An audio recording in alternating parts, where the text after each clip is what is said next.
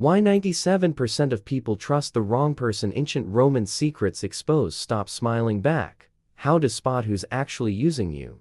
Have you ever been backstabbed by someone you considered a friend? Statistically, you will be. And the person who's going to betray you is smiling at you right now. Your office isn't just a workplace, it's a battlefield disguised as a corporate environment. Every handshake is a negotiation. Every smile is a strategy. And you've been an unconscious victim playing a game you didn't even know existed. But that ends today. In ancient Rome, the most dangerous senators weren't those who declared war openly. They were the ones whispering sweet words while sharpening daggers. Julius Caesar wasn't killed by declared enemies, he was assassinated by Brutus, his adopted son, someone he trusted blindly. Modern society has programmed you to believe that distrust is paranoia. They taught you that cynicism is negativity. But here's the brutal truth nobody tells you. Your kindness is your greatest weakness in the corporate world. The colleague who smiles at you the most is probably the one talking trash behind your back. The person who always agrees with your ideas is collecting intel to use against you at the right moment. The one who offers you coffee every morning is studying your patterns, your moods, your vulnerabilities, the anatomy of the corporate predator. The workplace traitor operates like an emotional vampire. They feed off your trust, suck up your ideas, and regurgitate your essence to others as if they were their own creations. They don't attack frontally, that would be too obvious. They erode your credibility drop by drop, like water wearing down stone. First, they make themselves indispensable, always available, always helpful, always with a genuine smile. They memorize your kids' names, remember your birthday, know which coffee you prefer. This isn't kindness, it's espionage disguised as courtesy. Second, they collect intelligence. Your frustrations with the boss, your side projects, your secret ambitions, your professional fears. Every casual conversation is an undeclared interrogation session. They're not being good listeners, they're building a dossier on you. Third, they plant seeds of doubt. Seemingly innocent comments about your decisions. Questions that appear curious, but are designed to make you question your own competence. Are you sure that's the best approach? Isn't a question, it's a psychological weapon. The Roman trust test. Roman emperors had a brutal but effective method to identify traitors. They created situations where betrayal would be tempting and observed who resisted the temptation. You can apply a civilized version of this. Share different information with different people and see which version comes back to you distorted. Casually mention a fictional project you're considering and observe who tries to sabotage or steal the idea. Your perception revolution. Stop seeing malice where there's strategy. Stop feeling guilty about being suspicious. Intelligent distrust isn't paranoia, it's evolutionary survival. The ancestors who trusted too much became predators' lunch. Those who developed self-preservation instincts survived to pass their genes forward. You don't need to become a bad person. You just need to stop being naive. There's an oceanic difference between being cruel and being smart, between being manipulative and being strategic. The fake smile epidemic in American corporate culture is real. Studies show that people who smile frequently at work are 40% more likely to be hiding negative intentions. Your brain is wired to trust facial expressions, but predators have weaponized this biological response. The psychology of corporate deception. Here's what Harvard Business School won't teach you. The most successful manipulators in corporate America aren't sociopaths, they're socially intelligent predators who understand that trust is the ultimate currency in business relationships. They've studied your behavioral patterns like stock market analysts study market trends. They know that Americans are culturally conditioned to equate friendliness with trustworthiness, politeness with loyalty, and team spirit with genuine alliance.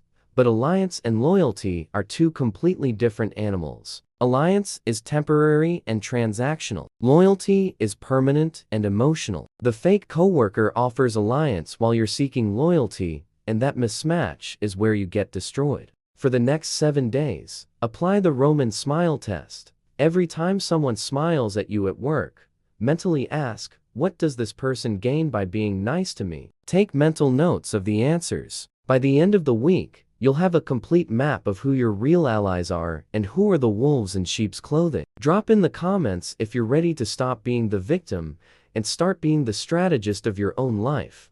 The brutal test that reveals your true allies. Want to know who your real allies are? Wait until everything goes wrong. Because loyalty isn't measured in sunshine, it's measured in storms. There's a sacred moment in every crisis where masks fall and true intentions are revealed. It's in that moment you discover that the person who promised to always have your back was the first to jump ship when it started sinking. And the person you least expected is the one who actually stayed to fight by your side. This is the moment that separates the wheat from the chaff, the real from the fake, the loyal from the opportunistic. And if you've been paying attention to American corporate culture, you know that loyalty has become as rare as a unicorn in Silicon Valley. The psychology of the opportunist revealed. The fake colleague is fundamentally an opportunist. They don't form relationships, they make investments. And like any smart investor, they only want association with assets that are appreciating. The moment you stop being profitable for their image, you become a liability that needs to be discarded.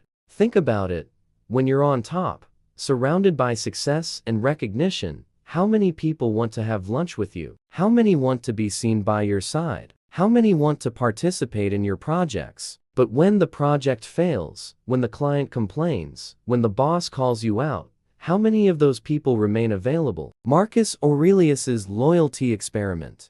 The philosopher Emperor Marcus Aurelius developed a sinister technique to test his generals' loyalty. He would create fictional crises, rumors of invasions, supply problems, imaginary revolts, and observe how each one reacted under pressure. The truly loyal remained calm, sought solutions, offered personal resources to solve the problem. The potential traitors immediately started creating distance, questioning leadership, forming alternative alliances for when the ship would sink. You can apply the same logic. You don't need to create real crises, just pay attention when they happen naturally. When one of your projects faces difficulties, when you make a public mistake, when your position becomes vulnerable, carefully observe who approaches to help and who silently distances themselves. The invisible signs of betrayal and development. The corporate traitor never abandons you brutally. That would be too obvious and would damage their reputation. Instead, they execute a strategic gradual exit. First, their responses become slower. That immediate, yes, absolutely, becomes, let me check my calendar.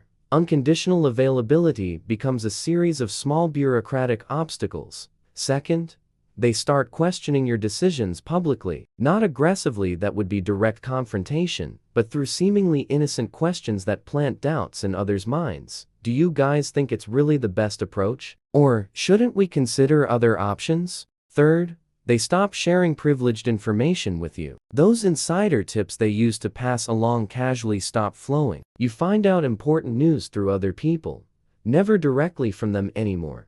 The art of selective loyalty. Here's a secret that strategy masters know. You don't need many loyal allies. You need the right allies at the right times. One ally who remains loyal during a crisis is worth more than 10 who abandon you at the first sign of turbulence. The Romans had an expression, amicus certus in re incerta cernitur, a true friend is known in uncertain times. They knew that friendship isn't measured in moments of glory, but in moments of adversity. In American business culture, we've been conditioned to network like we're collecting Pokemon cards, but quantity networking is for amateurs. Quality relationship building is for champions. The most successful people in America, from Warren Buffett to Oprah, built their empires on a foundation of deep, tested loyalties, not surface-level connections. The crisis loyalty matrix. When crisis hits, people fall into 4 categories. The abandoners, they disappear completely. No calls, no texts, no eye contact in hallways. The distancers, they maintain polite contact, but create emotional and professional distance.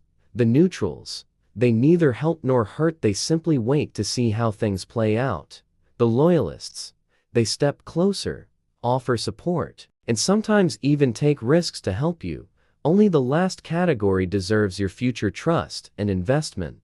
Your relationship strategy revolution. Stop collecting allies like trophies. Start cultivating relationships like long-term investments. Quality always beats quantity when it comes to genuine loyalty. Identify the 3 to 5 people who really matter in your professional life and invest deeply in those relationships. Be the kind of ally you'd want to have.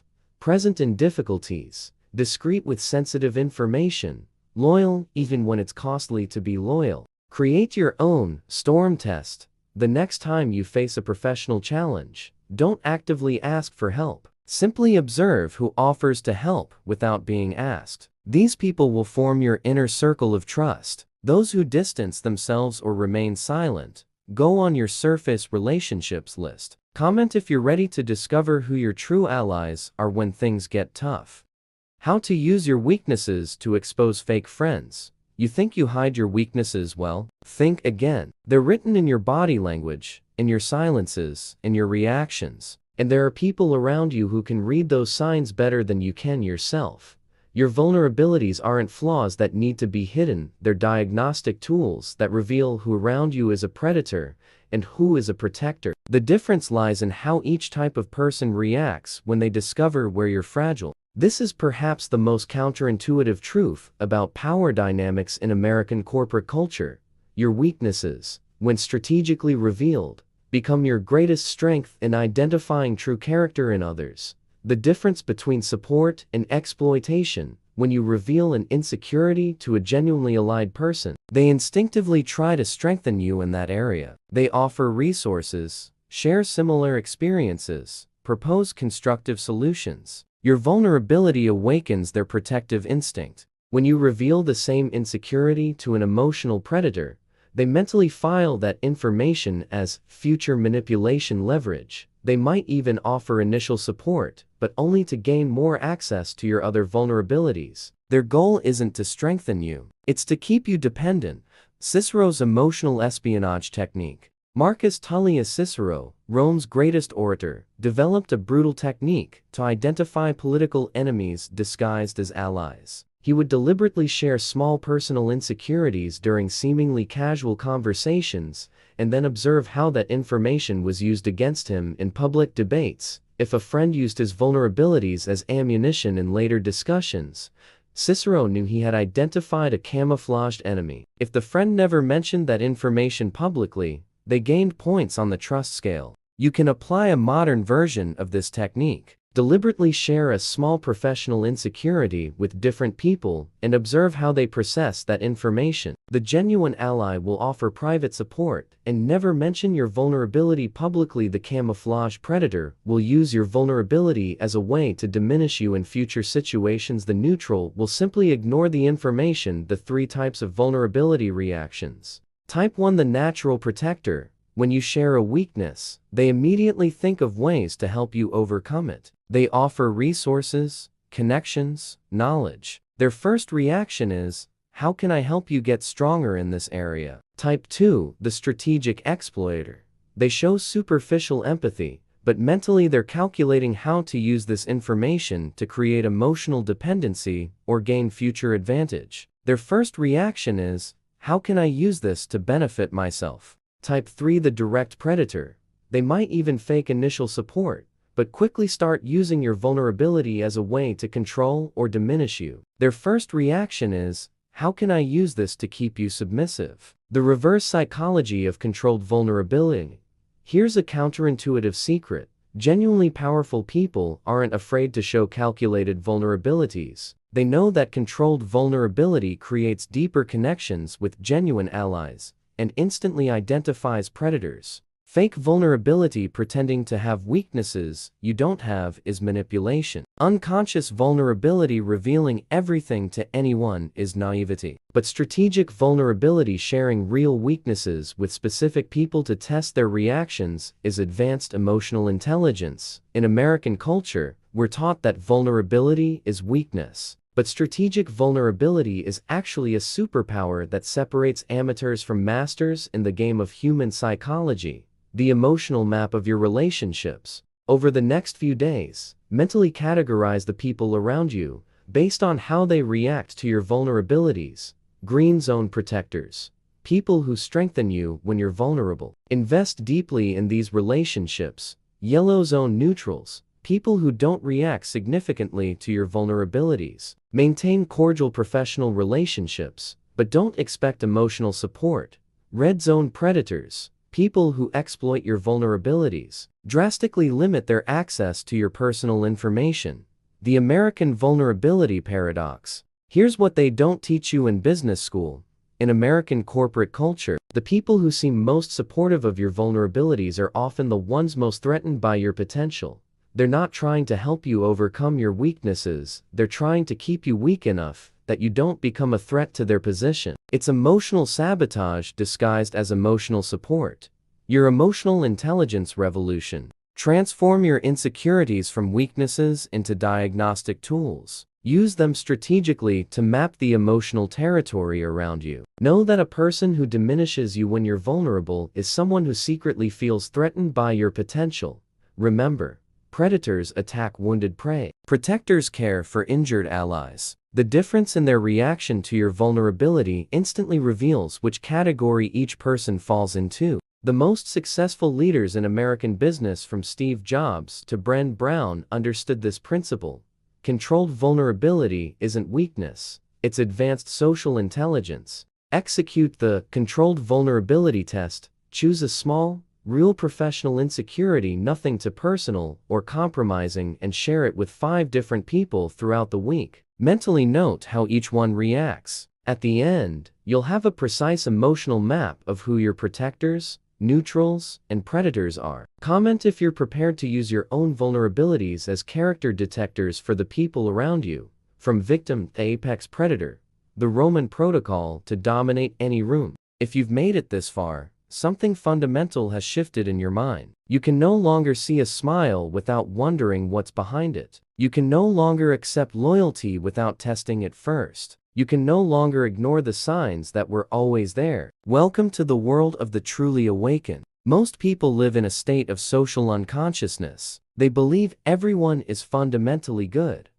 that intentions are always pure, that evil is the exception. But you now know the truth. Manipulation isn't pathology, it's strategy. And whoever doesn't know how to play this game is destined to be played by it. This isn't about becoming cynical or cruel. This is about developing what I call strategic social intelligence, the ability to see human interactions as they really are, not as we wish they were. Your complete mental transformation. You haven't become a bad person. You've become an awakened person. There's an astronomical difference between being cruel and being intelligent, between being manipulative and being strategic. Cruelty is causing unnecessary pain. Intelligence is protecting yourself from those who would cause you pain. The social predator counts on your naivety to operate freely. They need you to keep believing that distrust is paranoia, that strategy is evil, that self-preservation is selfishness. Because the moment you develop social intelligence, their game is over. In American culture, we've been conditioned to see social strategy as somehow un-American or morally questionable. But every successful person in this country, from founding fathers to modern CEOs, understood that social intelligence isn't optional. It's essential. The Roman protocol of social dominance. The Roman emperors who lasted decades in power weren't the most brutal, they were the most socially intelligent. They developed a system I call the Roman protocol. Phase 1: mapping. Identify the players in your social environment. Who are the influencers, followers, neutrals, camouflage predators? Phase 2: testing. Use the techniques you've learned to test loyalties. Identify hidden motivations. Map vulnerabilities, yours and theirs. Phase 3: positioning.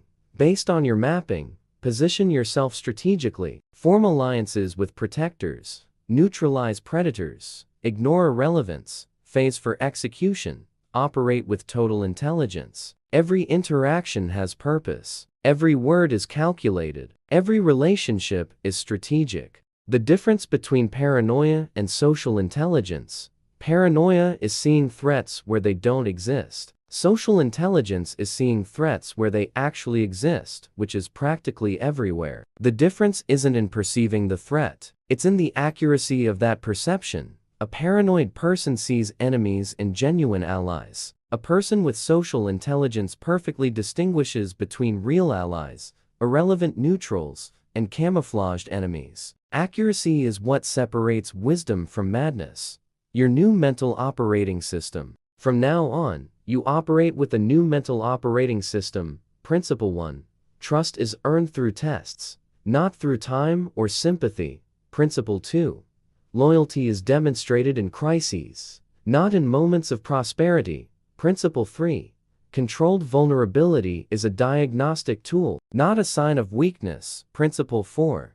Social intelligence isn't evil. It's evolved self-preservation, the daily ritual of the supreme strategist. Every morning, before any social interaction, execute this 90-second mental protocol. 30 seconds. Remember that your intelligent distrust is your greatest protection against social predators. 30 seconds. Visualize the people you'll meet today and mentally categorize each one: tested ally, irrelevant neutral, or potential threat. 30 seconds. Set your intention for the day.